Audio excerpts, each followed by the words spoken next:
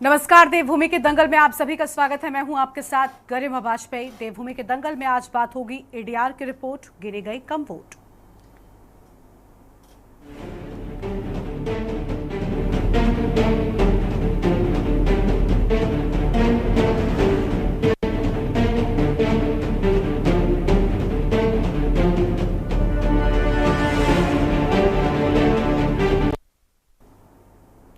लोकसभा चुनाव 2024 में बड़े स्तर पर विसंगतियों का मामला सामने आया है। एसोसिएशन फॉर डेमोक्रेटिक रिफॉर्म्स यानी कि एडीआर ने अपनी रिपोर्ट में इस बात का खुलासा किया है।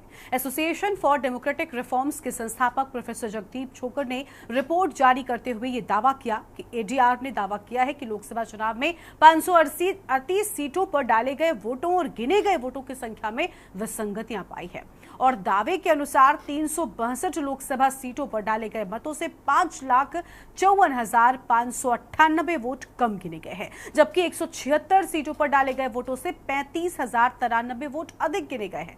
अब रिपोर्ट के मुताबिक उत्तराखंड की सभी 5 लोकसभा सीटों में भी विसंगतियां ही मिली हैं।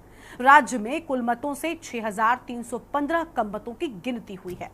अब आपको बता दें कि एडीआर की रिपोर्ट सामने आने के बाद राज्य में सियासत गर्मा गई है। कांग्रेस समेत तमाम विपक्षी दलों ने एडीआर की रिपोर्ट को सही बताते हुए भाजपा सरकार पर जमकर निशाना साध लिया है। वहीं भाजपा ने इन सभी आरोपों को सिरे से खारिज कर दिया है और आज इसी मुद्दे पर होगी विस्तार से बातचीत। खास मेहमानों का पैनल हमारे साथ में होगा, लेकिन उससे पहले एक खास रिपोर्ट आपको दिखाते हैं।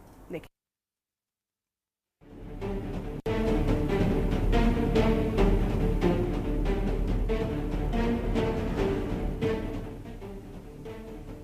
देश में हुए लोकसभा चुनाव 2024 में एसडीआर ने बड़ी विसंगतियों का दावा किया है। एसोसिएशन फॉर डेमोक्रेटिक रिफॉर्म्स यानी कि एडीआर ने अपनी रिपोर्ट में इस बात का खुलासा किया है। एडीआर की रिपोर्ट के मुताबिक लोकसभा चुनाव में 538 सीटों पर डाले गए वोटों और गिने गए वोटों की संख्या में विसंगतियां पाई गई हैं। दावे के अनुसार 362 लोकसभा सीटों पर डाले गए मतों से 5,54,598 वोट कम गिने गए हैं, जबकि 176 सीटों पर डाले गए वोटों से 35,093 वोट अधिक गिने गए हैं। रिपोर्ट के मुताबिक उत्तराखंड की सभी 5 लोकसभा सीटों में विसंगतियां मिली हैं। राज्य में कुल मतों में 6,315 कम मतों की गिनती हुई है।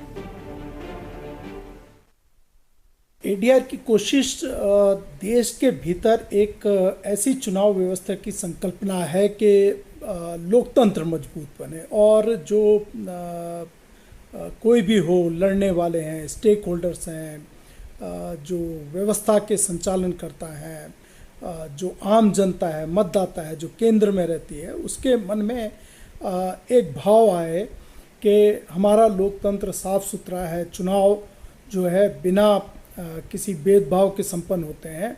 लेकिन और इसीलिए एडीआर की जितनी भी कोशिशें रही हैं, चाहे वो इलेक्टोरल फंडिंग पे रहा हो या फॉर्म 17C से रिलेटेड मसला रहा हो, ईवीएम पे जो हमने सुप्रीम कोर्ट में याचिकाएं दायर की, वो चाहे मुद्दे रहे हों, और उसकी मंशा यही थी कि साफ सुथरा लोकतंत्र रहे। लेकिन अभी हम देख रहे हैं कि जिस तरीके से हमारी जो टीम है उसने जो आंकड़े जुटाए हैं इलेक्शन कमीशन की वेबसाइट से, उनमें जो मशीनें हैं, मशीनों में जो वोट पड़े और जो काउंटिंग हुई, उसमें भारी अंतर नजर आ।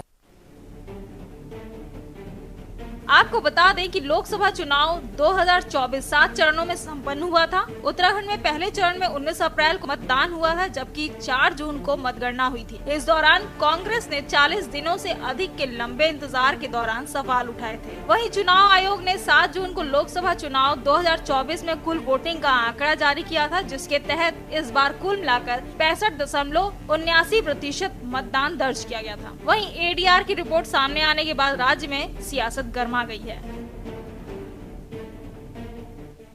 बिल्कुल, जो एडीआर जो संस्था चुनावी प्रक्रिया और प्रणाली पर गहरी नजर रखती है, पैनी नजर रखती है, उसने जो रिपोर्ट जारी की है उसके हिसाब से 538 सीटों पर विसंगतियां पाई गई हैं। यानी कि वोट जो डाले गए और जो जिन वोटों की गिनती हुई, दोनों का आपस में मिलान नहीं हो रहा है। कहीं वोट कम गिने गए हैं तो कहीं वोट कुछ सीटों पर ज्यादा गिने गए हैं। ऐसे में निर्वाचन आयोग की तरफ से अभी तक इन तमाम आरोपों के कोई स्पष्टीकरण न आना संदेह को और गहरा करता है। पहले ही देश में एक बवाल और एक डिबेट मची हुई है ईवीएम और बैलेट पेपर को लेकर, और ये भी कहा गया है कि 2019 के चुनाव में जब उन्होंने रिपोर्ट तैयार की थी और सार्वजनिक की थी तो 300 कुछ सीटों पर विसंगतियां थी, और आज वो आंकड़ा बढ़कर 548 सीट हो गया है, जिसमें कि दिल्ली की 7 सीटों पर विसंगतियां पाई गई हैं। उत्तराखंड की जो है 5 के 5 सीटों पर विसंगति पाई गई है। झारखंड की 14 सीटों पर विसंगतियां पाई गई है। तो आप सोच सकते हैं कि कितना दाल में काला नहीं, पूरी दाल ही काली है। जो नई सरकार बनी है वो किस झूठ की बुनियाद पर खड़ी है, ये एडीआर की रिपोर्ट बता रही है। देखिए, उनकी रिपोर्ट का कितनी वैलिडिटी है ये तो चुनाव आयोग देखेगा कि उसमें कितनी सत्यता है, लेकिन मैं नहीं समझता कि ऐसा हुआ होगा, क्योंकि जब भी काउंटिंग होती है तो हर दल के कार्यकर्ता वहाँ होते हैं, मतदान अभिकर्ता होते हैं, और उनके सामने सारी काउंटिंग होती है। पहले जितना वोट पड़ता है उसका काउंट उनके पास रहता है, उसके बाद वो टैली किया जाता है, उसके बाद काउंटिंग होती है, और बाद में फिर एक जो क्यूमुलेटिव उसका जो आंकड़ा आता है तो वो भी उसका भी मिलान होता है। तो कम से कम मुझ जैसे कार्यकर्ता के लिए तो ये बात पचा पाना ही मुश्किल है कि 5 लाख वोटों की गिनती न हुई हो, ये बात अपनी समझ में आती नहीं है। लेकिन निर्वाचन आयोग देखेगा, इसमें कोई सत्यता होगी तो आगे उनको कदम उठाना चाहिए। कुल मिलाकर एडीआर की रिपोर्ट में कई बड़े चौंकाने वाले खुलासे हुए हैं। हालांकि सत्ता पक्ष एडीआर की रिपोर्ट को सिरे से खारिज कर रहा है, लेकिन कांग्रेस इस मुद्दे पर भाजपा पर हमलावर हो गई है। सवाल ये है कि सबसे बड़े लोकतांत्रिक देश में आखिर ऐसी विसंगतियां क्यों बार बार सामने आ रही हैं? आखिर क्यों चुनाव आयोग ने इस रिपोर्ट में अब तक कोई जवाब नहीं दिया है? Uttarakhand desk report.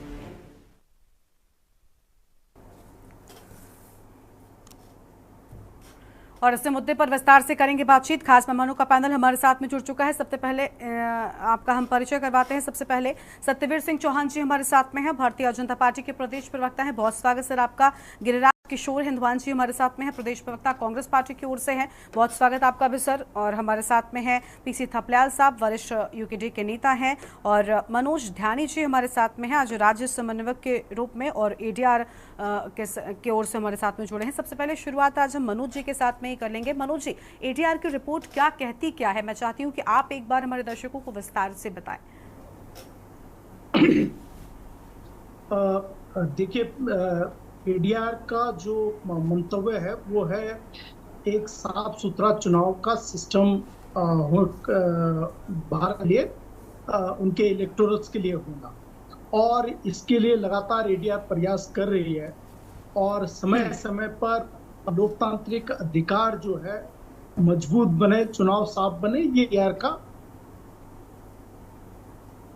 और यही कारण है कि एडीआर बहुत सारे रिप्रेजेंटेशंस इलेक्शन कमीशन को देती है, सांसदों को देती है, और सुप्रीम कोर्ट में जहां जरूरत पड़ती है तो वहां पर पीआईएल के माध्यम से निकाल कर लाती है। और यही कारण रहा कि आज भारत के नागरिकों को एडीआर के द्वारा नोटा का अधिकार प्राप्त है। जो इलेक्टोरल बॉन्ड्स का जो था मसला, वो बाहर निकला। फॉर्म 17C और form 17C second part, first and second part, उसके बारे में डायरेक्शंस आई टेक्निकल एसओपी के ऊपर कि ईवीएम पे टेक्निकल एसओपी होनी चाहिए, कितना वीवीपीएटी काउंट होना चाहिए, इसके ऊपर पूरे एक डायरेक्शन जो है सुप्रीम कोर्ट के माध्यम से निकले। अभी जो लेटेस्ट एडीआर ने जो जारी की है रिपोर्ट, वो भारत की 538 कंस्टिट्यूएंसीज के ऊपर है। और इसमें आप ये लगाइए कि करीब जो है लगभग 5 लाख से ऊपर, मतलब 5,38,000 वोटों का अंतर नजर आ रहा है। और वो जो अंतर है, कहीं पर जैसे वोट कितने पोल हुए हैं जो रिकॉर्ड है और वोट कितना काउंट हुआ है, तो दोनों के बीच में अंतर को दर्शा रहा है। और ये रिकॉर्ड्स जो हैं इनके ऊपर एक पूरा मैं आपको दिखाना चाहूंगा कि ये पूरा रिप्रेजेंटेशन इलेक्शन कमीशन को सबमिट किया है और इसमें पूरा डिटेल्ड वर्कआउट है और उसे बताया गया है कि क्या स्थितियां, क्या परिस्थितियां हैं और सुझाव एडीआर की तरफ से जारी किए गए हैं। और ये मांग की गई है कि ये जो इलेक्टोरल सिस्टम है इसमें क्या क्या किया जाना चाहिए। तो अभी हाल फिलहाल तो स्थिति ये है कि बहुत सारी सीटें जो ऑन एन एवरेज अगर बात की जाए तो लगभग 3000 से ऊपर सीट प्रति जो सीट है उसका अंतर, प्रत्येक सीट में अंतर आ रहा है। और आप देखें कि महाराष्ट्र में ऐसी भी सीटें हैं जहां पर जीत हार का अंतर 48 वोट का रहा। तो अगर ये अंतर अगर क्यों आ रहा है, किस लिए आया है, इसको सिर्फ इलेक्शन कमीशन ही बता सकता है। अब जो नागरिक, बतौर नागरिक और एज ए वोटर और as a stakeholder democracy के प्रत्येक व्यक्ति का जानने का ये हक है कि ये ऐसा क्यों हो रहा है। क्योंकि मतपत्र जहां होते थे वहां पर तो ये रहता था कि कुछ रिजेक्ट हो जाते थे, लेकिन ईवीएम्स में जो वोट पड़ता है वही सामने काउंट होगा, उसमें तो कोई रिजेक्शन नहीं आएगी कि उसमें किसी का वोट काउंट नहीं हुआ, रिजेक्ट हो गया। तो इस तरीके के जब कोई एनोमली नहीं है तो क्या कारण है कि इलेक्शन में इतनी बड़ी जो चेंजेस आ रहे हैं। और इस पे बहुत डिटेल्ड स्टडी है। करोड़ों वोटों का अंतर जो आया था पहले 2 फेज पे, उसमें बहुत देरी लगी थी ये बताने में कि जो वोट अचानक परसेंटेज बढ़ गया था। इनिशियल डाटा था वो ये कह रहा था कि नहीं अभी वोट परसेंटेज कम है, लेकिन बाद में जो फाइनल डाटा आया वो बहुत ज्यादा था और वो अंतर करोड़ों का था। और उसके बाद फिर फॉर्म 17C के लिए सुप्रीम कोर्ट के में जाना पड़ा था और फॉर्म 17C पे गुड डायरेक्शन सुप्रीम कोर्ट ने दी थी और उसके बाद इलेक्शन का पूरा जो नजारा है वो बदला है। तो एडीआर की जो कोशिश है वो ये है कि ये प्रत्येक राजनीतिक दल के लिए आवश्यक है कि क्योंकि 2013 में अगर मैं आपको बताऊं तो माननीय सुब्रमण्यम स्वामी जी जो भारतीय जनता पार्टी के बहुत सीनियर लीडर हैं, उन्होंने सुप्रीम कोर्ट में मांग की थी कि वीवीपीएटी बहुत जरूरी है कि इलेक्ट्रॉनिक वोटिंग मशीन्स में जाने के लिए। तो ये प्रत्येक जो स्टेक होल्डर्स हैं डेमोक्रेसी के, उनके लिए बहुत आवश्यक है कि ये इलेक्शन सिस्टम जो है वो साफ सुथरा बने, क्लीन बने, अकाउंटेबिलिटी हो, ट्रांसपेरेंट सिस्टम हो, कोई भी स्पूरियस इंजेक्शन बोला जाता है इसे, कि ये इस तरीके से वोटों को जो गड़बड़ी करने का जो तरीका जो इजाद हो रहा है, निकल रहा है, उस पर कहीं फुल स्टॉप लगे। तो ये एडीआर की रिपोर्ट का मंशा है। जी ठीक है सर, आपके पास लौटेंगे। कांग्रेस पार्टी की ओर से गिरिराज जी हमारे साथ में है। गिरिराज जी, कांग्रेस पार्टी इस सबको लेकर बीजेपी को घेर रही है, जबकि अभी मनोज ध्यानी जी हैं, एडीआर के राज्य समन्वयक हैं, उनकी ओर से कहा गया कि देखिए इलेक्शन कमीशन इस बात को बेहतर बता सकता है कि आखिर ऐसा क्यों हुआ। क्या कहेंगे आप इस रिपोर्ट पर जिसमें ये जो विसंगतियां हैं सामने आई हैं? अनम्यूट कीजिए पहले तो आप। गिरिराज जी अनम्यूट कीजिए, आपकी आवाज नहीं मिल रही है। हेलो, बोलिए सर, बोलिए, मिल रही है आपकी आवाज। हेलो जी बोलिए। आ रही आवाज आपको? हाँ जी। हेलो जी, मैं अपनी बात जो रख रहा हूं, देखिए हमारा जो देश हिंदुस्तान है वो निश्चित रूप से एक जो लोकतांत्रिक प्रणाली जो है, स्वच्छ एक साफ सुथरी लोकतांत्रिक प्रणाली पे चलने वाला देश है। आज अकाउंटेबिलिटी बनती है। आज अगर एक एजेंसी ने, एसोसिएशन ऑफ डेमोक्रेटिक जो रिफॉर्म्स है, एक जानी मानी एजेंसी है, अगर कोई एनालिसिस करती है चुनाव पे, चुनाव संपन्न होने के बाद अपने आंकड़े वो रखती है और बड़ी ट्रांसपेरेंसी से अपने आंकड़े रखती है, और उस आंकड़े में अगर यह सिद्ध होता है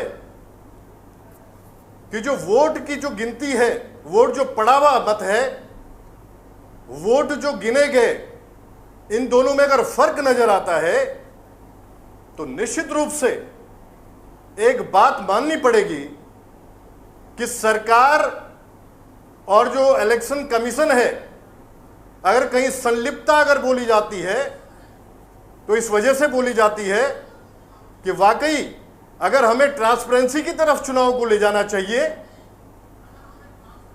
आज जो स्थितियां हैं, आज जो आंकड़े जो रख रही है एडीआर, आप सोचिए कि 5,54,598 वोट का जो डिफरेंस है, आप सोचो जो गिनती है उसमें इतने जो मत हैं, अगर वो कम अगर दिखाए जाते हैं तो आप सोचिए। अभी मनोज जी ने भी एक बात रखी कि वाकई जो है कई ऐसी पार्लियामेंट्री सीट्स हैं जहां पे 50 वोटों का, 60 वोटों का, 70 वोटों का मार्जिन जो है बीच का रहा, डिफरेंस रहा हार जीत का। आप सोचिए वहां इफेक्ट पड़ा है, असर पड़ा है। अगर 170 सीटों पे अगर 35,093 वोट अगर कम पड़े हैं, आप स्वयं सोचिए कि ये सारी चीजें, और सबसे बड़ी बात क्या है मैं आपके सामने रखना चाहूंगा बिल्कुल कि इलेक्शन कमीशन जो है ये सारी बातें सुनने के बाद अगर पल्ला झाड़ने की स्थिति में हो, अगर स्पष्टीकरण, अगर इलेक्शन कमीशन अगर अपनी तरफ से क्लेरिफिकेशन नहीं दे पा रहा है, स्पष्टीकरण नहीं दे पा रहा है, तो निश्चित रूप से यह संकेत कहां जाता है। आप देख लीजिए, अगर वाकई हिंदुस्तान में अगर स्वच्छ साफ चुनाव अगर आपको करवाना है तो आपको निश्चित रूप से अगर कोई एजेंसी अगर आपको आगाह कर रही है तो एजेंसी एडीआर जो है आपके सामने आंकड़े प्रस्तुत कर रही है, और यह निश्चित रूप से जांच का विषय होना चाहिए। यह निश्चित है कांग्रेस पार्टी अगर आज मुखर होकर इस बात पे बोल रही है तो इस वजह से अपनी बात को रख रही है कि निश्चित रूप से यह सिद्ध करता है जो आंकड़े सामने हैं कि आज सरकार का पूरा इन्वॉल्वमेंट जो है पूरी तरह से इलेक्शन कमीशन को पूरी तरह से अपने फेवर में करने के लिए, और ये सारी चीजें, ये सारे संकेत मिल रहे हैं इस रिपोर्ट से, इन आंकड़ों से। अगर आपको साफ और स्वच्छ अगर पूरे चुनाव आपको आने वाले समय में करवाने हैं तो अकाउंटेबिलिटी जो है वो इलेक्शन कमीशन को लेनी होगी। निश्चित रूप से उनको अपना स्पष्टीकरण भी इस पे देना चाहिए, और क्लेरिफिकेशन जब तक नहीं देती है तो कांग्रेस पार्टी निश्चित रूप से इस बात को रखेगी, मुखर होकर रखेगी। बिल्कुल ठीक है, आपके पास लौटेंगे। और मेहमान हमारे साथ में है, हमारे साथ में शिव प्रसाद सेमवाल जी भी जुड़ चुके हैं, अध्यक्ष हैं आरआरपी यानी कि राष्ट्रीय रीजनल पार्टी की ओर से। बहुत स्वागत सर आपका भी के न्यूज इंडिया पर। हमारे साथ में थपलियाल साहब जुड़े हुए हैं, सबसे पहले उनका रुख कर लेंगे। थपलियाल जी, आपने सुना, देखिए मनोज ढानी जी कह रहे हैं कि भाई इलेक्शन कमीशन जो है वो बेहतर बता सकेगा कि आखिर ये जो डिफरेंसेस आए ये कैसे आए। बहुत बड़ी बात है, उत्तराखंड की 5 सीटों के भी हजारों वोटों की बात सामने आई है। अब आप समझिए, एक तरफ निष्पक्ष चुनाव पूरी तरीके से सब कुछ साफ होने का दावा किया जाता है, और दूसरी ओर अगर एडीआर की ओर से इस तरीके की रिपोर्ट आ रही है तो कितने सारे सवाल अपने पीछे छोड़कर जा रही है, और आम जनता के मन में क्या मैसेज जा रहा है। देखो, समय समय पर हम ये सवाल खड़े होते रहे हैं कि इस देश में जो चुनाव प्रक्रिया है उसको ठीक ढंग से संचालित नहीं किया जा रहा है, निष्पक्ष होकर संचालन नहीं हो रहा है। ये सवाल खड़े होते रहे हैं, और इन सवालों पे और भी ज्यादा कटघरे में खड़ा होता है चुनाव आयोग जब एडीआर की ये रिपोर्ट हमारे सामने आती है। एडीआर को जस्ट भारतीय जनता पार्टी केवल एक विपक्ष कह के भी कटघरे में नहीं खड़ा कर सकता, खारिज नहीं कर सकता, क्योंकि एडीआर एक रेपुटेड संस्था है और उस संस्था का राजनीति से कोई लेना देना नहीं है। हाँ। उस संस्था का मुख्य उद्देश्य है कि देश में लोकतंत्र जिंदा रहे, जिसकी हत्या करने में वर्तमान राजनीति कभी पीछे नहीं हटी, चाहे हमारी सीबीआई रही हो, चाहे हमारे ईडी रहे हो। किस तरह से सीबीआई को, किस तरह ईडी को यूज किया जा रहा है, ये सब लोग जानते हैं। बेशर्मी से आपने देखा होगा कि विपक्ष के नेताओं को आपने देखा कि भ्रष्ट कहकर आरोप लगाते हैं और थोड़ी देर में वही ईडी उनके सब आरोपों को खारिज करते हुए जब वो भारतीय जनता पार्टी में शामिल हो जाता है। ये सब हम देखते रहे हैं। हमने देखा कि यहाँ पे किस तरह से, यहाँ पे जैसे हमारे केदारनाथ के सोना पे, हमारे केदारनाथ पे जो भी सवाल खड़े हुए, वो सवाल में भी हम लोग हाथ पांव मारते रहे और हमें कभी भी उसका आंसर नहीं मिला। लेकिन जब शंकराचार्य जी ने सवाल खड़े किए निष्पक्ष होकर, तब ये इनके घुटने टिके और आज इनका कमिश्नर जवाब देने के लिए मजबूर हुआ जब उसने कहा कि हमने तांबा लगाया है केदारनाथ में। उसी तरह से जो एडीआर ने काम किया है देश हित में, मैं सल्यूट करता हूं एडीआर को कि उन्होंने इन लोगों के मुंह में जो एक मुखौटा है, नकली मुखौटा लोकतंत्र का, उसको हटा दिया है। आज चुनाव आयोग स्वयं में कटघरे में खड़ा है।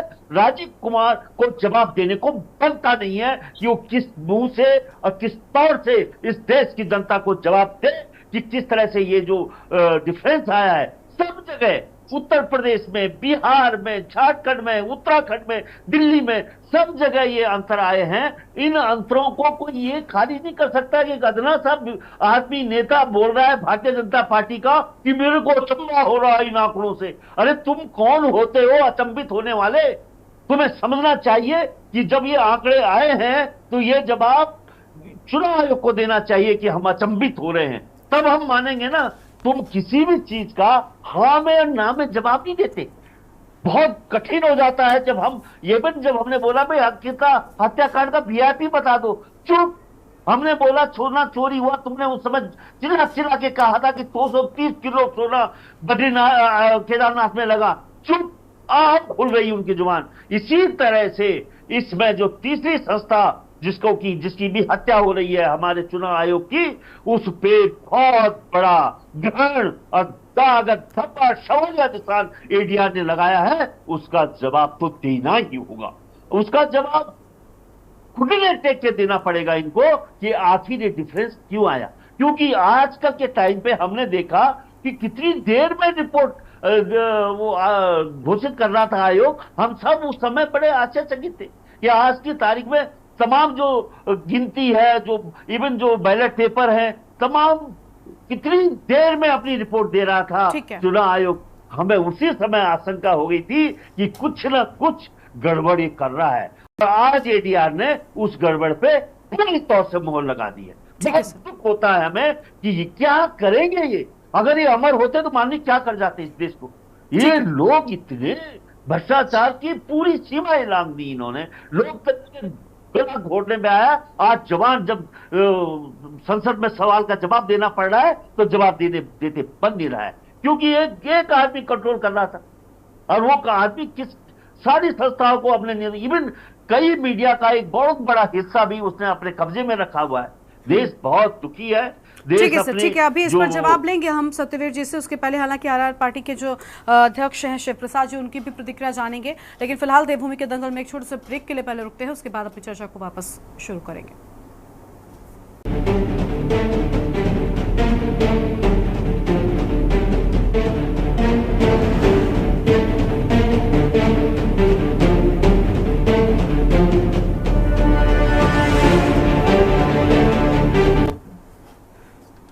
ब्रेक के बाद देवभूमि के दंगल में आप सभी का स्वागत है। हम चर्चा कर रहे हैं कि आखिर एडीआर की रिपोर्ट और क्यों गिने गए कम वोट। खास मेहमान हमारे साथ में लगातार बने हुए हैं। शिव प्रसाद जी की प्रतिक्रिया को एक बार जान लेते हैं, उसके बाद सभी की प्रतिक्रिया पर क्या रिएक्शन आता है सत्यवीर जी का वो जानेंगे। शिव प्रसाद जी स्वागत आपका।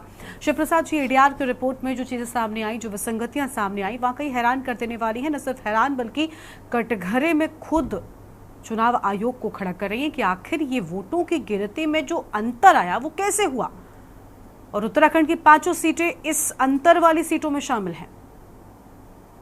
और 5 सीटों में विसंगतियां सामने आई हैं और एडीआर जिसके कि राज्य समन्वयक खुद आज यहाँ पर डिबेट में मौजूद हैं, वो ज्यादा बेहतर इसको और डिटेल में आपको बता चुके होंगे और कुछ और चीजें भी अभी सामने आई हैं। लेकिन जो सबसे बड़ी बात है कि 5 सीटों पे ये गड़बड़ियां देखने को मिली है और एडीआर जैसी संस्था जो एक इलेक्शन में तमाम इस तरह की गतिविधियों को बड़ी बारीकी से ऑब्जर्व करती है और बड़ी बारीकी से विश्लेषण करती है और बड़ी जिम्मेदार संस्था है। और समय के साथ एडीआर की विश्वसनीयता में बढ़ोतरी हुई, तो इसलिए इस बात को सभी मतलब पब्लिक को भी इस बात को जो है बड़ी गंभीरता से लेना चाहिए।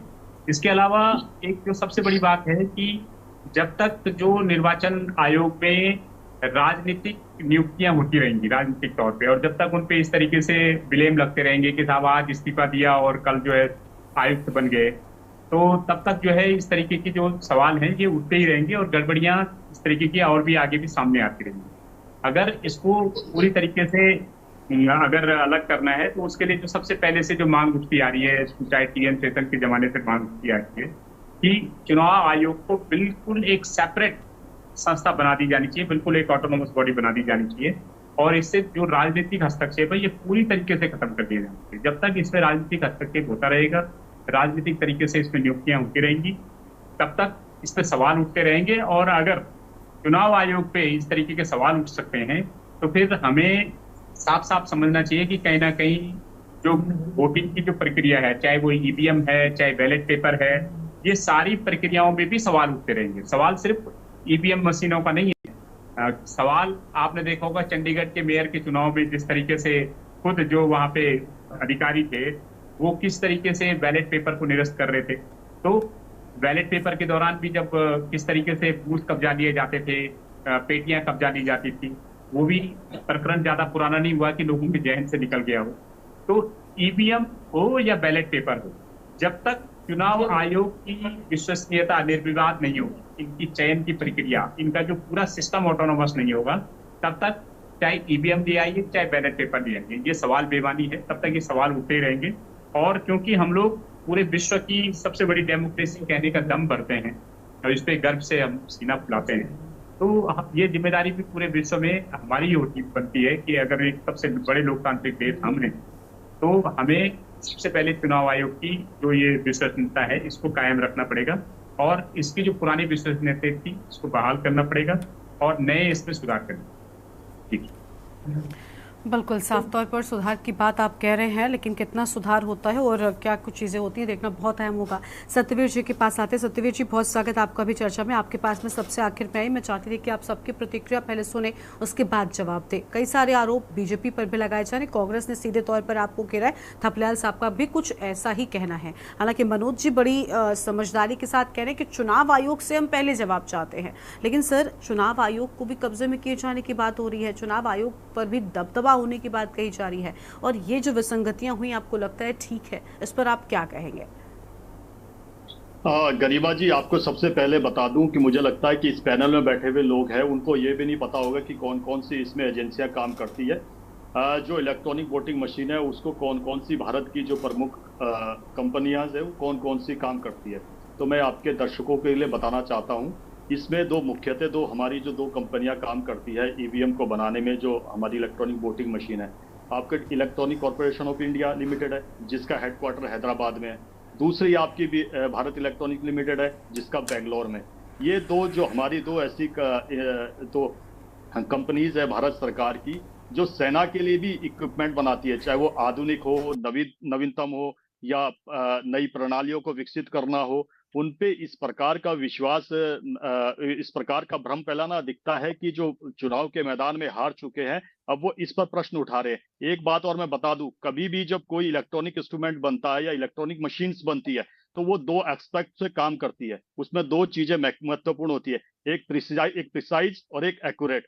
इसमें ये जो एक्यूरेट होता है वो ऑब्वियस, उसमें जो पैमाना लिया जाता है या मेजरमेंट होता है, एक्यूरेट इंस्ट्रूमेंट में प्रिसीजन का महत्वपूर्ण ध्यान रखा जाता है। ये जरूरी नहीं है कि जो प्रिसाइज इंस्ट्रूमेंट होता है वो एक्यूरेट भी होगा, मगर जो एक्यूरेट इंस्ट्रूमेंट होता है उसमें प्रिसाइज भी होता है। इसमें जो हमारी जो इलेक्ट्रॉनिक वोटिंग मशीन है इसमें दोनों बातों का ध्यान रखा जाता है। और मैं आपको ये बता दूं आपके दर्शकों की नॉलेज के लिए, जब यहाँ पर भारत में पहली इलेक्ट्रॉनिक वोटिंग मशीन भी बनती है 1980 में बनती है, ईवीएम हफीना बनती है, उसके बाद निरंतर इसका प्रशिक्षण किया गया। तब 1982 में पहली बार इस वोटिंग मशीन का प्रयोग केरल में किया जाता है, पुरवर विधानसभा में किया जाता है। जब वहां पर देखा गया कि इसका 100% मिलान होता है, उसके बाद 2004 में सभी विधानसभाओं, सभी लोकसभाओं में इसका उपयोग किया गया। उसके बाद जब ये भी प्रश्न उठने लगे कि इसमें जो वोट देने वाला व्यक्ति है उसको ये पता होना चाहिए कि मैं वोट किसको डाल रहा हूं, उसके बाद वीवीपैट लाया गया, उसके बाद वो आशंका भी दूर की गई। अब वास्तव में मैं बताना चाहता हूं कि भारतीय राजनीति में जो परिवर्तन आया है, लोगों के जो अंदर परिवर्तन आया है, उनके जीवन स्तर में जो परिवर्तन आया है, जो उनके जीवन को उच्च स्तर पे नहीं ले जा सकते थे, वो इस ऐसी रिपोर्टों का सहारा ले रहे हैं। आज हमारा इलेक्शन ऐसी रिपोर्टों का जिस स्वच्छता से एक सेकंड जिस स्वच्छता से और जिस ईमानदारी से और जिस निष्ठा से काम कर रहा है, ये कुछ आप एडीआर की रिपोर्ट को नहीं मानते? और एक सेकंड उस प्रश्न पर आ रहा हूं, ये उसी प्रकार की रिपोर्टें आती है। कुछ समय पे आपने देखा होगा कि जब 17वीं लोकसभा आती है, जब चुनाव से कुछ एक सत्र पहले जब आती है, एक रिपोर्ट यूएसए से आती है, उसमें कहा जाता है कि अंबानी चोर है, टाटा चोर है, बिरला चोर है। मैं आपसे छोटा सा और सीधा सा सवाल पूछ रही हूँ, आप एडीआर की रिपोर्ट को नहीं मानते या उसकी विश्वसनीयता पर आपको सवाल है? सुनिए, एक मिनट रुक जाइए, मुझे कंप्लीट करने दीजिए, मैंने बड़े धैर्य से। अरे मैं आपसे इसीलिए मैं आखिर में आई हूँ, आपको सबसे ज्यादा बोलूं।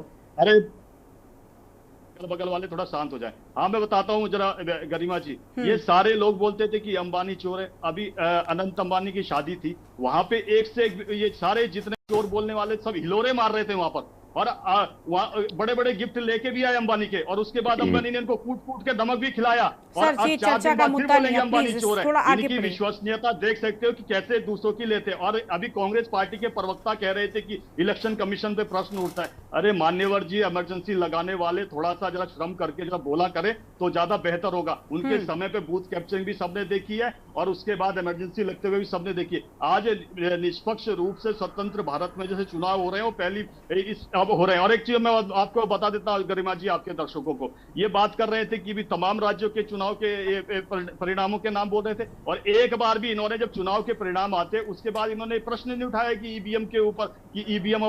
मैं पूछना चाहता हूं इनसे, आज के पूछना चाहता हूं, उस समय कहां चले गए थे ये? तब उस समय प्रश्न क्यों नहीं उठाते कि ईवीएम जिंदा है कि मुर्दा है? तब इन्होंने प्रश्न नहीं उठाया ना। कर्नाटक में जीतते तब ईवीएम नहीं आती इनके लिए, हिमाचल में चुनाव जीतते तब ईवीएम नहीं आती इनकी, तेलंगाना में चुनाव जीतते तब इनके ईवीएम नहीं आती। ये वास्तविकता में ये है कि देखिए सत्यवीर जी सुनिए, अब मेरी बात सुनिए आप पहले तो। वोटिंग प्रणाली में बताता हूँ। सत्यवीर जी सुना जाता है। सत्यवीर जी आपकी यही प्रॉब्लम है, आप सुनते नहीं है, सिर्फ बोलते रहते हैं। सुनिए, पहले सुनिए। अभी मैंने आपसे एक छोटा सा पर एक कम शब्दों में और एकदम सरल सा सवाल पूछा। आप एडीआर की रिपोर्ट को नहीं मानते, आप ईवीएम गिना रहे हैं, आप अंबानी के बेटे की शादी गिना रहे हैं, लेकिन आप उस पर जवाब नहीं दे रहे हैं सर। हाँ, मैंने कहा ना आपको कि किसी रिपोर्ट के सारे अपने को जिंदा कैसे रखना है, किसी रिपोर्ट के सारे अपने आप को चर्चाओं में कैसे लाना है, ये केवल इनका ये बात। तो क्या इसका कोई राजनीतिक कनेक्शन आप देख रहे हैं? आपको बता दूं, आप इसका कोई राजनीतिक कनेक्शन देख रहे हैं? तो फिर यानी जितनी इस तरीके की रिपोर्ट्स आ रही हैं वो विपक्षों के अंडर में आ रही हैं, उनके दबाव में आ रही हैं, इनका कनेक्शन उनसे है। तो जब विपक्षी यही आरोप लगाते हैं कि भाई चुनाव आयोग तो आपके हिसाब से चल रहा है, तब आपको क्यों बुरा लग जाता है? तब वो एजेंसी बन जाती है और एडीआर की रिपोर्ट विपक्षी तैयार कर रहे हैं। गरिमा जी, चुनाव आयोग ने इनको चैलेंज किया था, जितने भी विपक्षी दल आरोप लगा रहे थे कि ईवीएम को हैक किया जा सकता है, तब चुनाव आयोग ने और सुप्रीम कोर्ट ने इनको बताया कि हैक करके बता दीजिए। एक विपक्ष का नेता नहीं गया, ना सुप्रीम कोर्ट में गया, ना चुनाव आयोग के पास गया। इनका क्या वास्तविकता में कैसे जनता के बीच में कैसे भ्रम की स्थिति पैदा करनी है, मात्र इनका ये धैर्य रह गया है, इसीलिए कोसों दूर तक ये सत्ता में नहीं आ रहे। मैं आपको बता दूं चुनाव प्रक्रिया क्या होती है। क्या चुनाव प्रक्रिया से ये अनभिज्ञ है क्या? पीठासीन अधिकारी वहां होता है, मतदान अधिकारी वहां होता है, उस पार्टी का एजेंट वहां पर होता है जब वोटिंग होती है, जब वोटिंग की काउंटिंग होती है तब भी यही सेम प्रोसेस होता है। ये किसी प्रकार का, मैं आपको बताया ना, केवल अपनी जो शुद्धता की जो राजनीति है उसको कैसे साधना है, वही केवल इनका मंतव्य और कुछ नहीं है। मैं आपको ही बता दूं, मुझे नहीं लगता कि ये कितना जानते हो कि इलेक्ट्रॉनिक्स गैजेट कैसे काम करती है, इलेक्ट्रॉनिक मशीन्स कैसे काम करती है। बेसिकली 2 यूनिट उसमें गरिमाजी होती है। एक नियंत्रण यूनिट होती है जो कंट्रोल यूनिट होती है, एक बैलेट यूनिट होती है। ये मैं ईवीएम के लिए कह रहा हूं, मैं अपनी मशीन के लिए नहीं कह रहा हूं। और कैसे काम करती है वो अच्छे तरीके से वही एजेंसी जानती है। और इलेक्शन कमीशन में टीसीई करके एक कमेटी होती है जो ये सब देखती है कि हमारी टेक्नोलॉजी में कहीं फॉल्ट तो नहीं है, कहीं हमारी ठीक है। वो ईवीएम पर अभी चर्चा नहीं कर रहे हैं। देखिए ये जो गड़बड़ी हुई मैं इस पर बात कर रहे हैं। अभी मनोज ध्यानी जी राज्य समन्वयक हैं एडीआर के, उनसे पहले जान लेते हैं। ठीक है, आपने अपनी प्रतिक्रिया दे दी, अब उनको सुन लीजिए। मनोज जी, एडीआर की रिपोर्ट पर विश्वास नहीं है, ये तो विपक्षी जो है खुद को जिंदा रखने के लिए कर रहे हैं, ये आरोप है सत्यवीर जी का। नहीं, दरअसल हमारे जो भाजपा के प्रवक्ता हैं बड़े अनभिज्ञ हैं। उन्हें ये नहीं मालूम कि ये डाटा जो है इलेक्शन कमीशन द्वारा प्रोवाइडेड अपलोडेड डाटा से लेकर रिसर्च की गई है। ये ऐसा नहीं है कि इसको हमने कर दिया है, ये इलेक्शन कमीशन का है। एंड मुझे आश्चर्य होता है कि उन्हें इस बात की जानकारी नहीं है। थोड़ा प्रिपेयर होके आए तो ज्यादा बेटर रहेगा। मैं आपको बताना चाहूंगा कि 2000 सत्यवीर जी आप देखिए बीच में मत बोलिएगा, गलत बात है ना। सत्यवीर जी अभी आप बोल रहे थे, कोई बीच में बोला, आपने तुरंत उसको रुकवाया ना। फिर उसके बाद सत्यवीर जी प्लीज बीच में दोबारा मत बोलिएगा। सत्य के ऊपर लगाए नहीं, बिल्कुल नहीं, बीच में नहीं, उसके बाद काउंटर करिएगा। मनोज जी अपनी बात को पूरा करिए। 2019 में भी ये डिस्क्रेपेंसी आई थी और उस समय 1 वोट से लेकर 1,01,323 वोटों का अंतर आया था और वो कंस्टिट्यूएंसीज थी 542 में से 347 कंस्टिट्यूएंसीज में, और 6 ऐसी सीटें थी जहां पे मार्जिन ऑफ एरर से बहुत ज्यादा थी। और ये रिपोर्ट हमने तब जारी की थी और उसके बाद सुप्रीम कोर्ट में एडीआर गया और एडीआर की ये प्ली रही है कि इसको इस पे कुछ डायरेक्शन सुप्रीम कोर्ट की तरफ से आए ईवीएम के ऊपर। सुप्रीम कोर्ट ने डायरेक्शंस भी दी हैं और मैं आपको बताऊं कि इससे पहले कि मैं वो डायरेक्शन क्या रहे, मैं इस बार का जो आंकड़ा है एग्जैक्ट रख देता हूं। इस बार जो है 5,54,598 वोटों का अंतर आया है 362 सीटों पे, और जहां पर वोट्स जो काउंट हुए वो ज्यादा हैं जितने पॉल हुए हैं उसके मुकाबले में, और 35 जो लेस हैं वो कम है, वो 5,54,598 है 362 कंस्टिट्यूएंसीज में, पार्लियामेंट्री कंस्टिट्यूएंसीज में, और जो जहां ज्यादा है वहां पर 35,093 हैं, वो 176 कंस्टिट्यूएंसीज है। और ये पूरा का पूरा डाटा जो है इसको हमने मीडिया में रिलीज किया, पब्लिक के लिए रिलीज किया है। नहीं, लेकिन इस पर जो सत्यवीर जी की प्रतिक्रिया आई है, क्योंकि बीजेपी के प्रवक्ता हैं, उस लिहाज से आप क्या कहना चाहेंगे? सत्ता पक्ष के लोग अगर आपकी रिपोर्ट को इस तरीके से उस पर विश्वसनीय उसको नहीं मानते तो इस पर क्या कहेंगे आप? मशीन्स है उसके ऊपर उन्होंने बात कही है कि मशीनें बनती हैं, ECIL पे बनती है, हाँ। और BL बनाती है भारत इलेक्ट्रॉनिक्स लिमिटेड, हम जानते हैं, लेकिन इसके चिप्स जो आते हैं वो बाहर से आते हैं और उसका कंटेंट रीड नहीं किया जाता है, ये भी सत्य है। मैं एक बात और जरूर क्योंकि आपके माध्यम से और यहाँ जितने राजनीतिक प्रवक्ता हैं उनके माध्यम से ये बात जानी चाहिए और बहुत इंपॉर्टेंट विषय है कि हमने ये जो सोशल सेक्टर में जो हैक होती है, जी आप सत्यवीर जी आप ये बता दीजिए, छोटा सा प्रश्न है, ठीक है, अभी उनको पूरा करने दीजिए, उसके बाद आप पूछिएगा। सत्यवीर जी थोड़ा सब्र, बोलिए सर। हमने हमारे जो स्टेक होल्डर्स हैं उन्होंने इलेक्शन कमीशन पे एक RTI लगाई और इलेक्शन कमीशन से पूछा कि आपके रिटर्निंग ऑफिसर्स जो हैं वो कौन कौन थे। आप आश्चर्य करेंगे, इलेक्शन कमीशन कह रहा है हमारे को रिटर्निंग ऑफिसर्स की कोई जानकारी नहीं है कि कौन कौन returning officers duty parliamentary constituency 2024 का। मैं आपको ये पूरा डॉक्यूमेंट कैसी बातें कर रहे हैं। सत्यवीर जी आपको एक बार में समझ में नहीं आती बात, मैं आपसे कह रही हूँ ना, शांत हो जाइए। आप सारी बातें करें वो ठीक, हाँ तो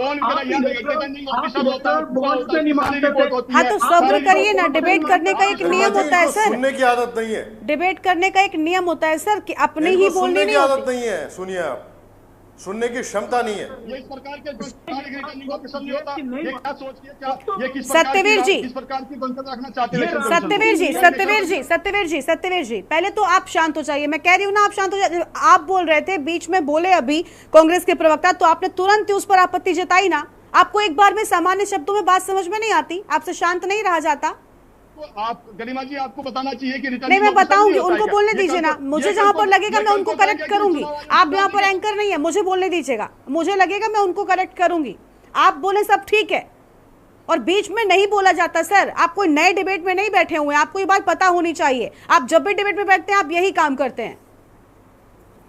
ऑफिसर होता है कि नहीं होता है? सर प्लीज आप शांत हो जाइए। मैं जब आपसे सवाल पूछूं सिर्फ आपको तब जवाब देना है, या उसके बाद आपका जब मौका आएगा जिसके जवाब में काउंटर करना है करिएगा प्लीज। आपके दर्शक सुनना चाहेंगे ये प्रश्न कि रिटर्निंग ऑफिसर नहीं होता है।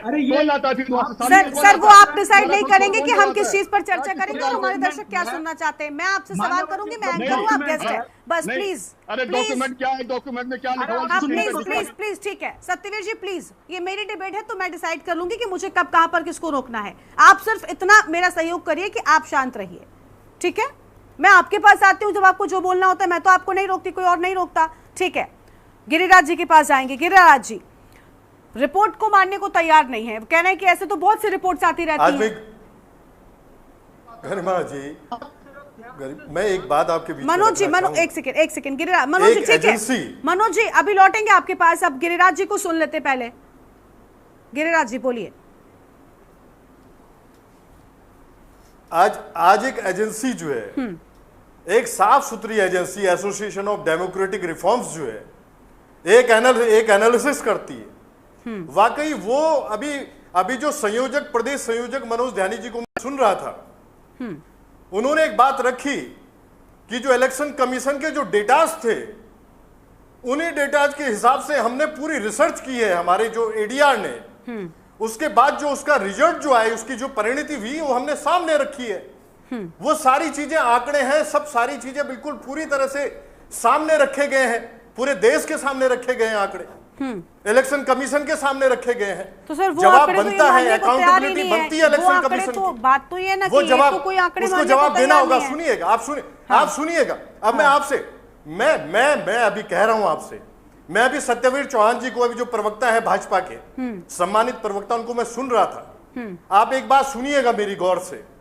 ये लोग क्लेरिफिकेशन पे क्लेरिफिकेशन देते हैं। आज भाजपा को अगर मैं छल और छद्म, अगर इन दोनों को इक्वल करता हूं, भाजपा अगर मैं बोलता हूं इक्वल टू भाजपा होता है, तो निश्चित रूप से आज जिस हिसाब से ये सुनने को तैयार नहीं है इनके प्रवक्ता, आप सोचिए अगर प्रदेश संयोजक एडीआर के पूरी तरह से अपना एक्सप्लेनेशन दे रहे हैं सामने बैठ के, अगर पूरा डिस्क्राइब कर रहे हैं पूरे मैटर को, ये सुनने को तैयार नहीं है। इलेक्शन कमीशन को इन्होंने पूरी तरह से जकड़ा हुआ है। आज जो स्थितियां हैं, अगर मैं बार बार कांग्रेस पार्टी इस बात को रखती है मुखर होके, अगर मुखर होके कांग्रेस पार्टी इस बात को रखती है कि भारत का लोकतंत्र खतरे में है, तो इसी वजह से रखती है कि आज ये सुनने को तैयार नहीं है भाजपा, आज सुनने की इनमें क्षमता नहीं है। ये झूठ, छल और छद्म की राजनीति करे और विपक्ष कुछ ना बोले, या कोई एक स्वच्छ, एक साफ सुथरी एजेंसी अगर पूरा एनालिसिस करके चुनाव पे अगर आपको डायरेक्शन देने की कोशिश कर रही है इलेक्शन कमीशन को, और सही रास्ते पे एक सही पाथ दिखा रही है, तो आप सुनने की क्षमता नहीं रखते हैं, आप ईवीएम पे चले जाते हैं। आज अंबानी की शादी को आप बीच में ले आए।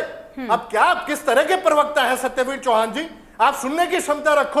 और आज एडीआर ने अगर कोई रिपोर्ट सामने रखी है, तो साक्ष्यों को आधार लेके, साक्ष्य जो प्रमाण थे उनके पास, जो डेटा जो अपलोडेड थे, जो डेटा अपलोड थे इलेक्शन कमीशन के, उस पर रिसर्च करके उन्होंने रिजल्ट रखा है। आप सुनने की क्षमता नहीं रखते। अरे हमेशा झूठ और छल और छद्म की राजनीति कब तक करोगे? ठीक है सर, अब सत्यवीर जी से आप देश को किस अंधकार में ले जा रहे हैं, आप प्रदेश को किस अंधकार में ले जा रहे हैं? ठीक है। आज जो स्थिति है, आज आप उत्तराखंड के परिप्रेक्ष्य में देखिए, यहाँ फर्क नजर आ रहा है, यहाँ फर्क नजर आ रहा है। गरिमा जी, अब गरिमा जी अब शांत बोलिए, शांत हो जाइए। आप सोचिए, और ये बीच में बोलने की इनकी आदत है। गरिमा जी यहाँ पर पूर्ण रूप सर सत्यवीर जी, अब देखिए अभी नेटवर्क भी कह रहा है कि आप थोड़ा शांत रहिए, आपका नेटवर्क ठीक नहीं आ रहा है, आपकी आवाज कट रही है सर। सत्यवीर जी, मेरी आवाज आ रही? गरिमा जी आवाज आ रही मेरी आपको? बोलिए। गरिमा जी, मैं इतना प्रसन्न हुआ आज यहाँ इस डिबेट में आके, इतनी बड़ी रिसर्च करी और उसमें क्या निकल के आया, सारा का सारा खोखला कि रिटर्निंग ऑफिसर इलेक्शन में नहीं होता, इलेक्शन कमीशन ने कहा है। अरे मान्यवर जी, किस बहम में जनता को डालना चाहते, थोड़ा शर्म करिए। सर आप उनकी बात को ठीक तरीके से समझे नहीं कि वो क्या कह रहे थे। अगर आपको दिक्कत है तो मैं मनोज जी को दोबारा वक्त दे सकती हूँ। वो ये नहीं कह रहे थे जो आपने पकड़ा सत्यवीर जी। गरिमा जी, गरिमा जी अगर रिपोर्ट इनके पक्ष में होती तो वाहवाही करते। बिल्कुल, मैं पहले ही कह चुकी कि आंकड़े अपने वाले सब ठीक है, अपने वाले सब ठीक है। प्रदेश में क्राइम कितना कम हुआ, प्रदेश में कितना विकास का कार्य हुआ, आंकड़े बिल्कुल ठीक है। सुप्रीम एजेंसी को गरिमा जी एक करके कर रही है भाजपा, ठीक है आपके स्टूडियो में बैठ के। गिरिराज जी ठीक है गिरिराज जी अब थोड़ा सा रुक जाइए, थोड़ा सा गिरिराज जी प्लीज अभी शांत हो जाइएगा। अब पहले मनोज जी से मैं एक बात पर क्लैरिफिकेशन ले लेती हूँ, उसके बाद सत्यवीर जी आपके पास आऊंगी। प्लीज सत्यवीर जी तब तक के लिए थोड़ा सा शांत रह लीजिएगा। मनोज जी वो कह रहे हैं कि जो आपने ऑफिसर वाली बात की, रिटर्निंग ऑफिसर वाली, वो उसको किस तरीके से ले गए, अगर आप चाहें तो आप क्लियर कर सकते हैं। देखिए ये डॉक्यूमेंट है, इस डॉक्यूमेंट का क्लॉज 65 में मैं पूरा रीड कर देता हूँ। हाँ, अब पता नहीं वो समझ पाएंगे कि नहीं समझाएंगे। ठीक है सर, अगर आसान शब्दों में आप समझा सकते हैं तो ठीक है।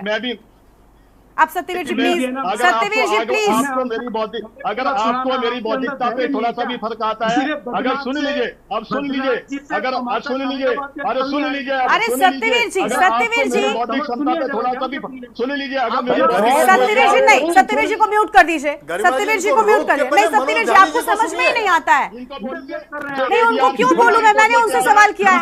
सत्यवीर जी को म्यूट कर दीजिए, इनकी आवाज बंद कर दीजिए। मनोज जी आप अपनी बात को शुरू करिए। किसी विषय पर इंटरफियर नहीं कर रहे हैं तो आप काहे को इंटरफियर कर रहे हैं? सुनना चाहिए आपको। इन रिस्पॉन्स आपने बौद्धिक क्षमता की बात करी है तो आ जाइए, चर्चा करिए किसी विषय पे, किसी चर्चा कर लीजिए। अरे सत्यवीर जी को म्यूट कर दीजिए प्लीज। आप इनको बोलिए, इनको सुन लीजिए। मनोज जानी जी को सुनना है, हमें भी सुनना है। ध्यान रखिए, प्रदेश के संयोजक हैं एडीआर के। अरे आप सुनिए, जितनी समझदारी आपको। मनोज जी आप शांत हो जाइए, पहले मैं इनको रोक लूं क्योंकि कुछ मेहमान फिर। सत्यवीर जी आप मुझे मजबूर कर रहे हैं, प्लीज आप एक पार्टी के प्रवक्ता हैं, उसकी लाज रख लीजिए सर, और कम से कम डिबेट के एटिकेट सीख कर आइए। कभी चर्चा करने के लिए बहुत। हाँ तो सत्यवीर जी आप शांत हो जाइए। सत्यवीर जी आपको समझ में नहीं आता, मैंने आपसे सवाल नहीं पूछा, मनोज जी को मैंने क्लैरिफाई करने के लिए दिया मौका, और उसमें भी आप बीच में बोल रहे हैं। पूरा का पूरा वक्त आपने बर्बाद कर दिया डिबेट का। सत्यवीर जी आपके पास जब तर्क नहीं होते तब आप इस तरह की बेतुकी बातें करने बैठ जाते हैं। आप शांत रहिएगा बिल्कुल। मनोज जी प्लीज जल्दी से आप क्लैरिफाई करिए आसान शब्दों में, उसके बाद इनकी राय हम लेंगे। ये जो रिपोर्ट है इसका क्लॉज में लिखा हुआ है और मैं उसे रीड करूं।